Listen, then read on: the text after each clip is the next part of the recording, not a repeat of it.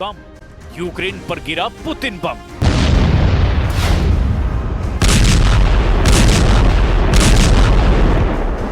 तीन साल 6 महीने से ज्यादा की रूस यूक्रेन जंग में पिछले 24 घंटे में यूक्रेन की राजधानी कीव पर रूस के कयामती हमलों ने कोहराम मचा दिया है। इधर शांति के नोबेल पुरस्कार पर सबसे बड़ा दावा करने वाले अमेरिका के राष्ट्रपति ट्रंप को जोरदार झटका लगा। राष्ट्रपति ट्रंप को नोबेल शांति पुरस्कार नहीं मिला। उनकी जगह अमेरिका के कट्टर दुश्मन वेनेजुएला की मारिया कोरिना माचाडो को नोबेल शांति पुरस्कार मिला है। बड़बोले ट्रंप जिस तरह से 9 महीने में दुनिया के 7 बड़े युद्ध को रोकने का दावा कर रहे थे, उसे नॉर्वे में मौजूद नोबेल पुरस्कार देने वाली समिति ने रत्ती भर भी भाव नहीं दिया और न ही ट्रंप के दबाव में आई है। जानकारों के मुताबिक अगर ट्रंप को शांति का नोबेल पुरस्कार मिल जाता तो पुतिन का रूस भारी दबाव में आ जाता और ट्रंप का दबदबा दुनिया में कई गुना बढ़ जाता। कुल मिलाकर पिछले 24 घंटे में अमेरिका के राष्ट्रपति ट्रंप और यूक्रेन के राष्ट्रपति ज़ेलेंस्की को 2 मोर्चों पर जबरदस्त झटका लगा है। कुल मिलाकर अब नेटो ये मानकर चल रहा है कि रूस से किसी भी वक्त बड़ी जंग छिड़ सकती है। अब आप सबसे पहले ये जान लीजिए कि यूक्रेन पर रूस के ताजा हमलों में कितनी भयानक तबाही हुई है।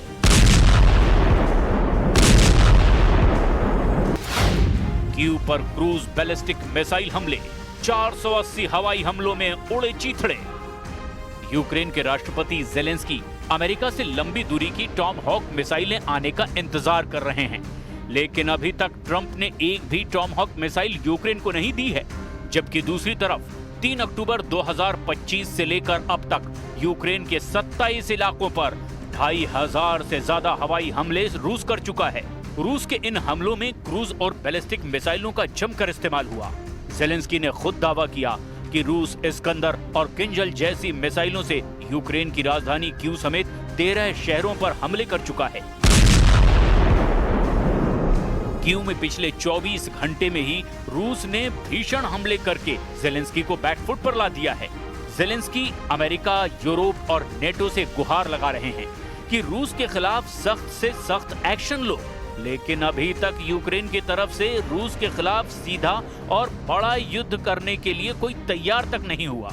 अब आप ये भी जान लीजिए कि रूस ने आधी रात में यूक्रेन में कहां-कहां कयामती हमले किए हैं।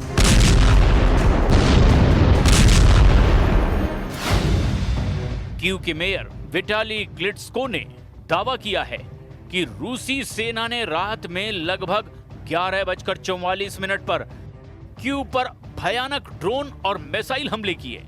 रिपोर्ट्स के मुताबिक रूस ने रात भर यूक्रेन के खिलाफ 465 शाहिद ईरानी ड्रोन और 32 क्रूज और बैलिस्टिक मिसाइलें दागी है। हालांकि यूक्रेनी वायु रक्षा सैनिकों ने कथित तौर पर 405 रूसी ड्रोन और 15 मिसाइलों को रोका है। रूस ने हमले में स्कंदर एम या KN-23 बैलिस्टिक मिसाइलें, स्कंदर के क्रूज मिसाइलें, K-59-69 हवाई मिसाइलें और हाइपरसोनिक किंजल मिसाइलें से हमले किए हैं। कीव पर रूसी हमलों में दर्जन भर से ज्यादा लोग घायल हुए हैं। कीव में हजारों घरों से बिजली चली गई है। रूस की सेना ने खार्किव क्षेत्र में प्रगति करने का भी दावा किया है। रूसी सेनाएं खार्किव के वोल्चानस्क दिशा में आगे बढ़ती जा रही हैं। दक्षिणी वोल्चानस्क में नियंत्रण क्षेत्र का विस्तार किया है। खुफिया रिपोर्ट्स के मुताबिक यूक्रेन के उत्तर और दक्षिण के कई इलाकों को रूसी सेना ने पूरी तरह से घेर लिया है। Там были вопросы, связанные, скажем, с обсуждением проблем с поставками новых систем оружия, в том числе дальнобойных систем высокой точности, это томагавки и так далее. Ну, я уже сказал, что это приведет к разрушению наших отношений, во всяком случае наметившихся позитивных тенденций в этих отношениях. पुतिन ने पलटी बाजी, ऑपरेशन ऑक्टोपस में फंसा नेटो। यूक्रेन पर रूसी हवाई हमलों की सुनामी का कोहराम यूरोप तक पहुंच रहा है। यूरोप में सुरक्षा को लेकर खतरा महसूस किया जाने लगा है। हाल के हफ्तों में नेटो सहयोगियों के खिलाफ रूस की हवाई घुसपैठ के बाद अब यूरोप में पुतिन की रणनीति को लेकर चर्चा तेज हो गई है। ब्रिटेन के पूर्व खुफिया अधिकारी और रक्षा एक्सपर्ट फिलिप इनग्राम ने रूसी घुसपैठ को पुतिन की एक खतरनाक चाल बताया है।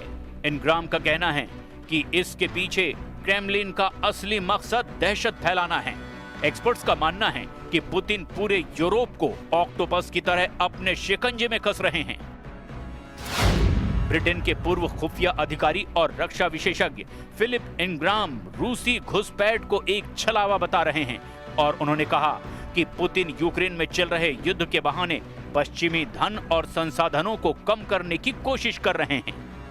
फिलिप का दावा है कि यूरोपीय नेता बैठकों में ये पता लगाने की कोशिश कर रहे हैं कि कैसे जवाब दिया जाए। उधर रूस लगातार मजबूत होता जा रहा है।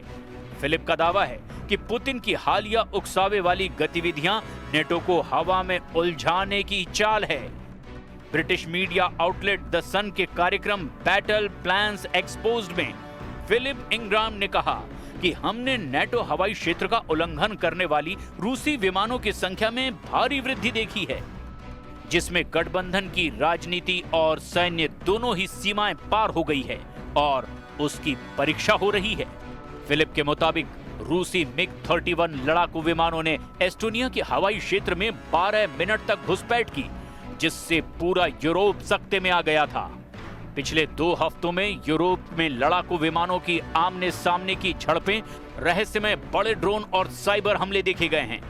इसके अलावा पोलैंड और रोमानिया में भी रूसी ड्रोन की घुसपैठ देखी गई। हालांकि रूसी मीडिया और क्रेमलिन ने इन खबरों को फर्जी और पूरी तरह से नेटो का दुष्प्रचार बताया है।